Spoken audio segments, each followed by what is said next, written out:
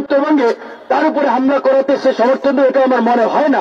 কিন্তু ঘটনাটি খুব রহস্যজনক। এই ঘটনার পেছনে দেশি বিদেশি কোনো ষড়যন্ত্র আছে কিনা সেটিও খতিয়ে দেখতে হবে। কারণ বিপ্লবের পরে প্রতি বিপ্লবের জন্য পলিটিক্যাল কিলিং হয়, রাজনৈতিক হত্যাকাণ্ড ঘটে। এই বিপ্লব এবং আন্দোলনে আমাদের কি রোল, আমরা কি করেছি সেটা আমাদের নিজেদের বলতে হবে না। দেশের মানুষ জানে। আমি পরিষ্কারভাবে আমাদের নেতা কর্মীদেরকে বলে দিতে চাই, ধৈর্যের সীমা ছাড়িয়ে গেছে, সহ্যের বাঁধ ভেঙে গেছে।